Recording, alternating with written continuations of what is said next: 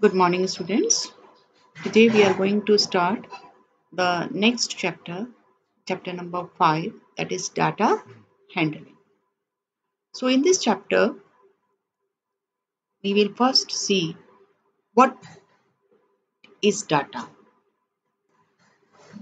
In your day to day life, you come across many situations in which you have to collect some information, like during a match, cricket match, you may want to record the number of runs made by a batsman in the last 10 test matches or number of wickets taken by a bowler in the last 10 ODIs, or in a mathematics unit test the marks scored by the students of your class, record of marks scored by the students of your class, or the number of storybooks read by each of your friends. Like this, there are so many uh, cases or examples where you have to record some, gather some information, collect some information.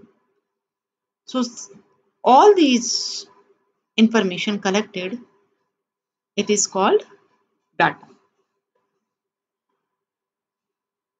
Data is usually collected in the context of a situation that we want to study. अगर हमें किसी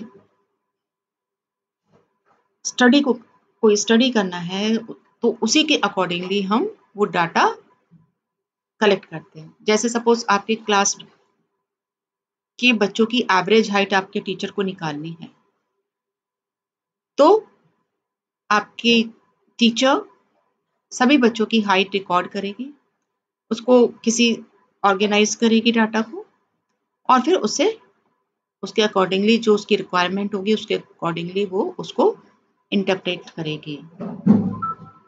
तो जो भी आप information या values collect कर रहे हैं, that is all included in the data. Sometimes data is represented graphically, like you have studied in your lower classes different type of graphs like pictograph, bar graph, histogram, etc. Pictograph, in a pictograph, some pictures they are used to represent the data, means some symbols they are used to represent the data. You might have seen in the books of small kids that if we have to explain the counting to them, like in their maths book, suppose one is to be shown, so some one apple or one ball they are made in their books. For two balls or two apples. Similarly for three apples, three balls they are have been made.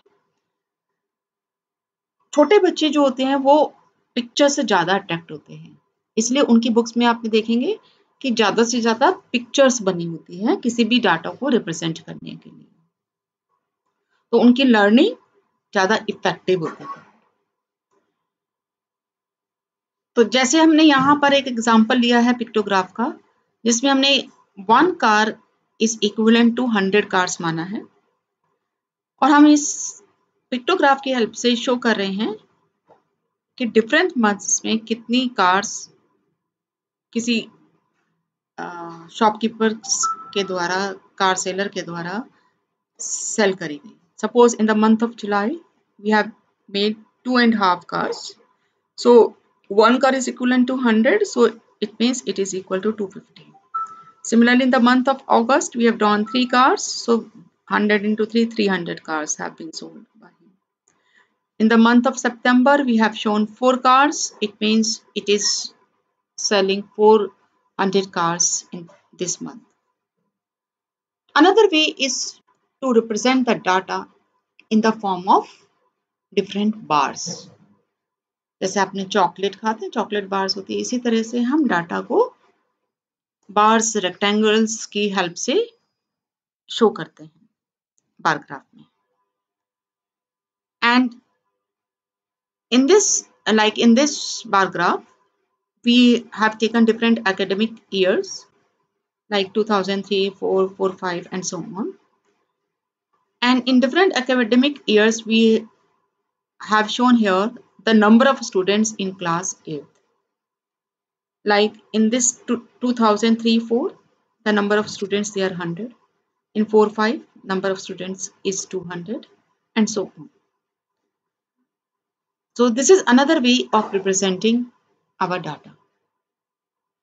In this bar graph, the bar heights give the quantity for each category. जितनी ज़्यादा quantity होगी उतना ही ज़्यादा बार की height होगी. और bars they are of equal width with equal gaps in between. इनकी जो width है वो भी equal होनी चाहिए और उनके बीच का जो gap है, space है, वो भी equal होता है.